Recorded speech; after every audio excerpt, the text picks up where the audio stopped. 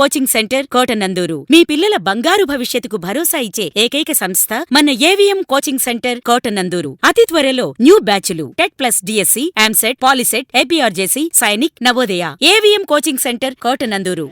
క్రీస్తు సంఘం వేడుకలకు ముఖ్య అతిథిగా జనసేన పార్టీ కార్యదర్శి శివదత్. కాకినాడ జిల్లా తుని పట్టణ వీరవరపుపేటలో క్రీస్తు సంఘ సేవకురాలు డాక్టర్ బోడపాటి కాంతం ఆధ్వర్యంలో నిర్వహించే చర్చ్ ఆఫ్ క్రైస్ట్ చర్చి మందిరమునందు నూతన సంవత్సర వేడుకలు, కృతజ్ఞతా కూటము మరియు పాస్టర్స్ ఫెలోషిప్ మరియు తన చిన్న కుమారుని హిమకాంత్ పుట్టినరోజు వేడుకలు ఘనంగా నిర్వహించారు. ఈ కార్యక్రమానికి ముఖ్య అతిథిగా జనసేన పార్టీ రాష్ట్ర కార్యదర్శి మరియు state civil supply director Bodapati Shivadatta విచ్చేశారు. ఈ కార్యక్రమంలో ఆయన మాట్లాడుతూ సంఘ సేవకులంతా కృతజ్ఞతా భావంతో దేవుని యొక్క అడుగుజాడల్లో నడవాలని, అన్ని మతాల సారాంశం ఒకటేనని, మంచివారిని ఎప్పుడూ ఆ దేవుడు చల్లగా చూస్తాడని, మీ యొక్క సమస్యలు ముఖ్యమంత్రి చంద్రబాబు నాయుడుకి, డిప్యూటీ సీఎం పవన్ కళ్యాణ్కి దృష్టికి తీసుకువెళ్తానని, మీ యొక్క సమావేశానికి నన్ను ఆహ్వానించడం ఎంతో ఆనందదాయకమని అన్నారు. అనంతరం తన తమ్ముడు పుట్టినరోజు వేడుకలు ఘనంగా నిర్వహించారు. పేదవారికి, వితంతువులకు, వృద్ధులకు వస్త్రములు పంపిణీ చేశారు. సంఘ సేవకురాలు డాక్టర్ బోడపాటి కాంతం మాట్లాడుతూ గత 30 సంవత్సరాలుగా తుని రూరల్ మండలాల్లో పాస్టర్స్ అసోసియేషన్ సభ్యులుగా ఉన్న బిషప్ ఎన్ సాల్మన్ రాజు, రెవరెండ్ జాన్ బాబు సంఘానికి గౌరవ అధ్యక్షులుగా ఉంటూ సహాయం అందిస్తున్నారని, వారి ఆధ్వర్యంలో క్రీస్తు సంఘం నిర్వహిస్తున్నామని తెలిపారు. కార్యక్రమంలో bishop S Solomon Raju, bishop K Philip, doctor G Anand Kumar, reverend JS Joshu, bishop A Anand Kumar, CH Limma, reverend P Satish Kumar, reverend KG Prabhakar, సంఘ కాపరులు, కుటుంబ సభ్యులు, సోదరి నాగ శ్రీవల్లి, లోహిత్, ధనరాజు, సంఘస్థులు పాల్గొన్నారు.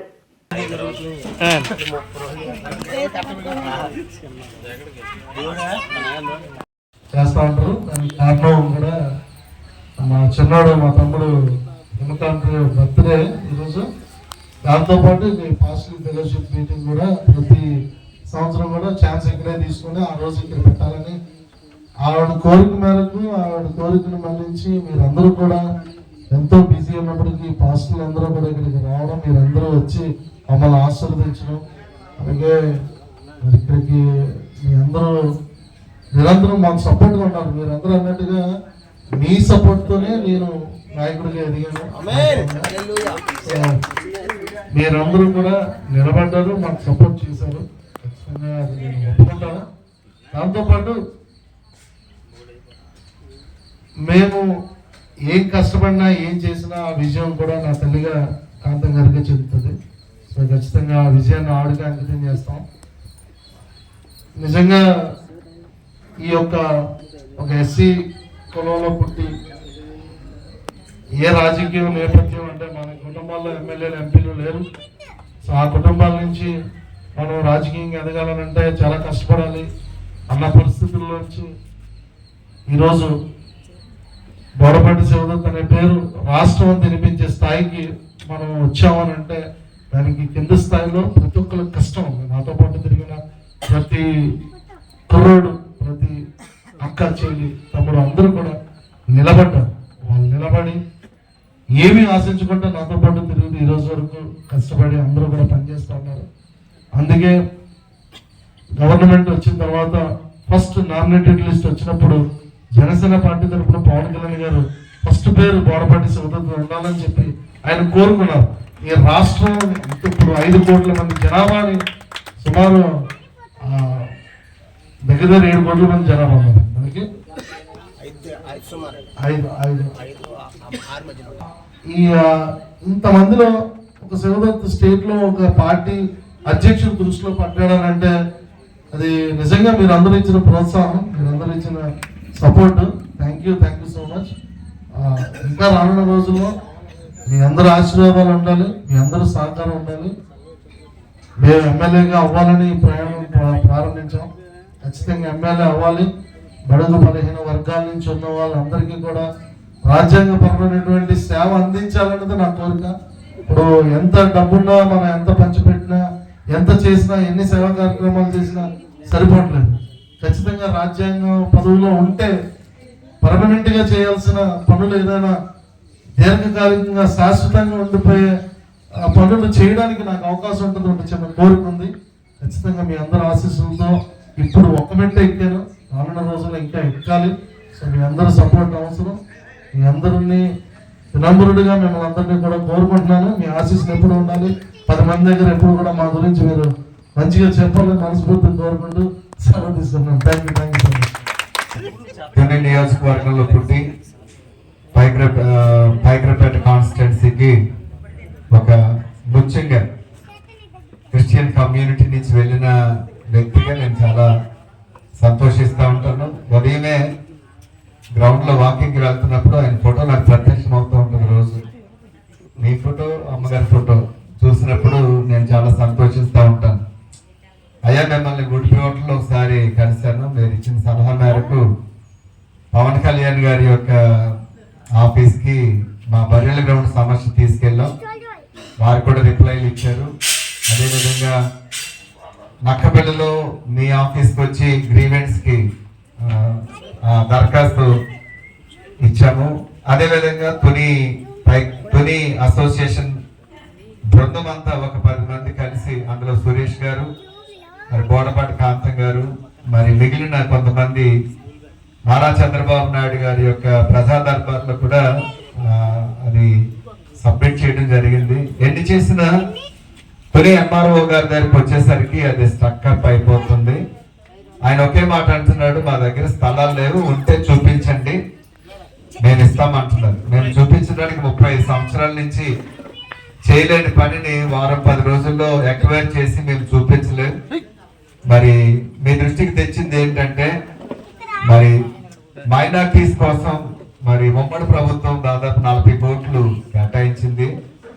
అందులో ఎంతో కొంత ఒక 20-30 లక్షలు కేటాయించి తుని బర్రెల గ్రౌండ్ ఎక్వైర్ చేయడానికి మీరు ఏదైనా నారా చంద్రబాబు నాయుడు గారి దగ్గరికి మమ్మల్ని తీసుకెళ్తే మాలో ఉన్న కొంతమంది పాస్టర్స్ వస్తాం.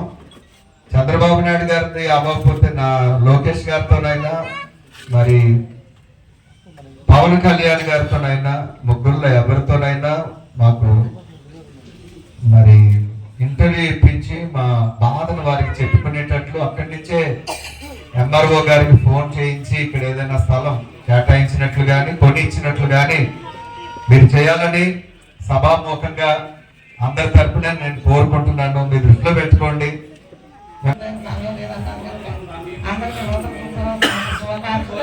అన్నిటికంటే 50 చంద్రబాబు కూడా అదే విధంగా నూతన శుభాకాంక్షలు 50 ముఖ్యంగా చెప్పలేదు ఏంటంటే, ఈ రోజు రాష్ట్ర మీటింగ్ నాకు అవకాశం ఇచ్చినటువంటి అందరూ కూడా ప్రత్యేక అభినందనలు, కృతజ్ఞత వందనాలు. ఈ 8వ తారీఖు 1926లో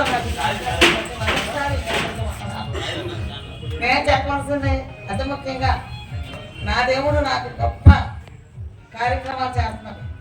ఎందుకంటే ఎప్పుడు కూడా అసోసియేషన్ వ్యక్తుల దగ్గర నుంచి కూడా ఒకటే సాక్ష్యం, నా కుమారుడు ఎమ్మెల్యే అవ్వాలని ప్రార్థన చేయండి, నా కుమారుడు రాజకీయ ఎదగాలని ప్రార్థన చేయండి, మా పిల్లలు చదువులో ఉన్న చదవాలని ప్రార్థన చేయండి. వాళ్ళందరి ప్రార్థన నాకు వర్తించింది. ఒకళ్ళనే కాదు, మా దైవదీక్ష మరీ చేస్తారు. వీళ్ళందరూ జ్ఞాపకంగా చేసేవాళ్ళే. వీళ్ళందరి ప్రార్థన ప్లస్ నా ప్రార్థన. నేను కూడా దేవుడిని ఒకటే అడుగుతాను, నేను నీకు ఇష్టం అయితే నా బిడ్డలందరూ వర్తిల్లాలి.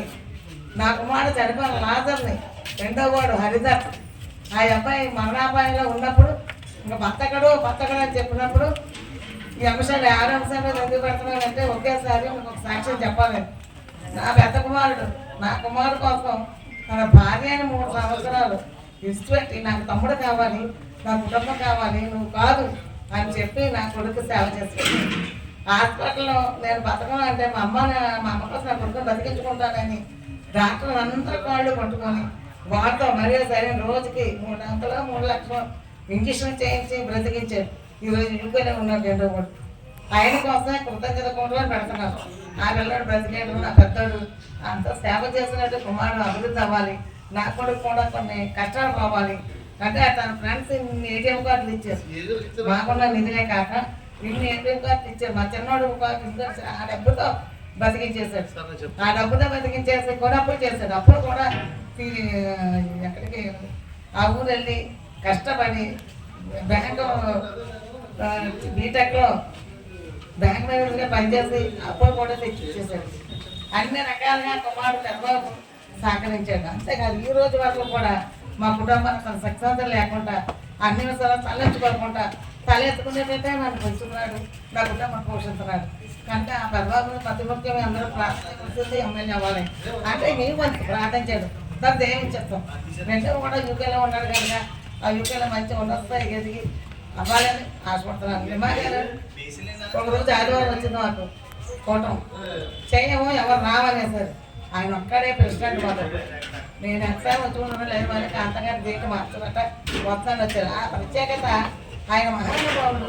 ఈరోజు వరకు ఎంతవరకు నిమార్గం జరుగుతుంది. మా కౌరేశ్వరు కూడా వచ్చాడు.